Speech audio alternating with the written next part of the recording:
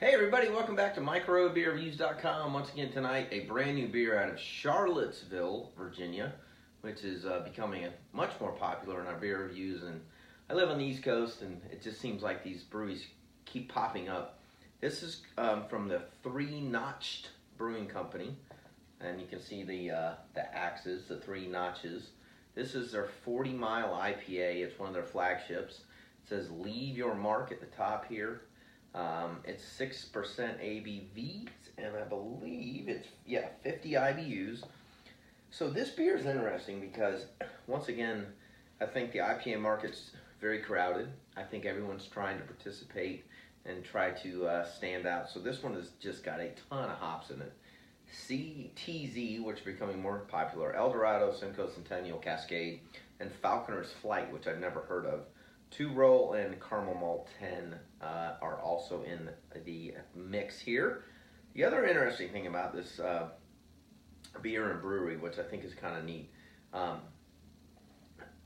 it's, again, their flagship, but it talks about this huge history about Thomas Jefferson and this Jack Jouett, I believe is how you pronounce it, warning the legislators about his capture.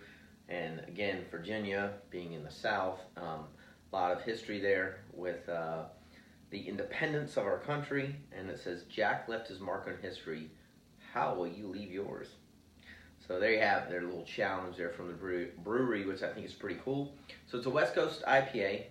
It's got, again, this huge pile of hops in it, giving it a tropical, peachy, and pineapple flavor. Big citrus, also notes of tangerine and grapefruit. Light, crisp, malty body, very common there. And the complex hop flavors stand out with a subtle bitterness, refreshing to drink. Enjoy our delicious beer.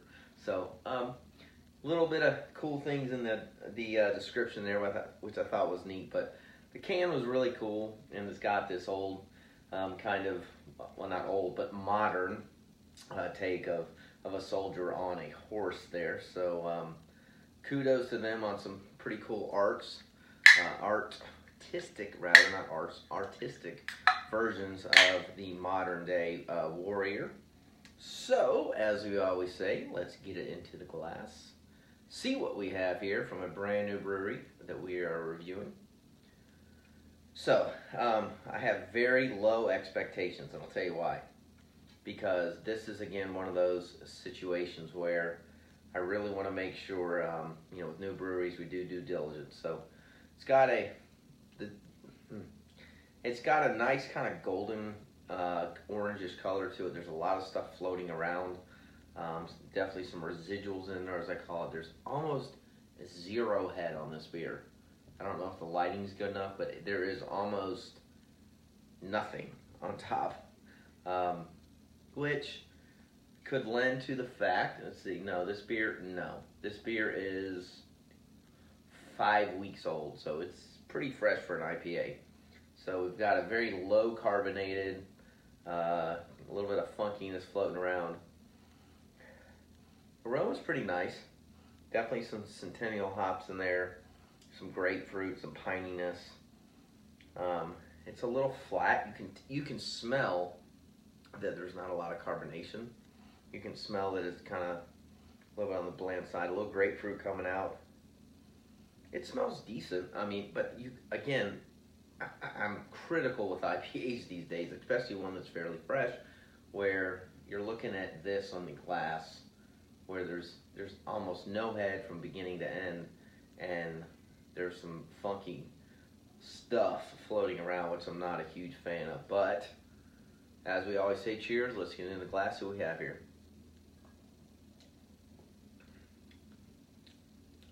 Very peachy, hence the description. Not in the aroma, but definitely in the palate.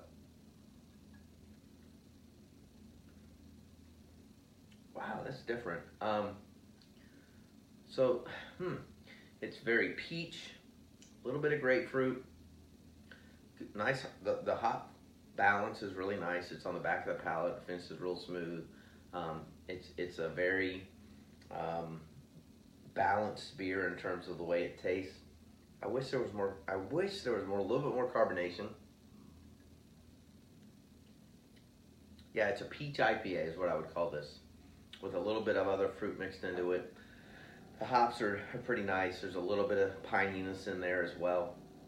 But it's just flat as a pancake. I mean, I'm struggling hard with the stuff floating around, which I know you can't see, and it's flat. It's very thin. There's not a very good mouthfeel to it, and it's fairly fresh. So I think they're onto something. I think this is something that if it was brewed with a little bit more complexity to it, it would be awesome. It's got a nice flavor to it, but it's definitely missing some characteristics that I think would really take it to the top. So re-rate our beers between 1 and 5. Honestly, this beer right here to me is a 2. I wouldn't buy it again. It's not exciting. I won't finish it, but I think it's something that has some characteristics that I think, if progressed forward, would please the masses, and I think would be something worth purchasing. So please leave comments on our YouTube channel if you feel differently about the 3-notched 40-mile IPA. I think maybe in another life, maybe a few more versions, this thing will be pretty kicking, but right now it's definitely lacking. And that's all I have to say about that. So if you haven't already, please subscribe to our YouTube channel. We appreciate you watching. And as always, we'll see you again real soon. Cheers.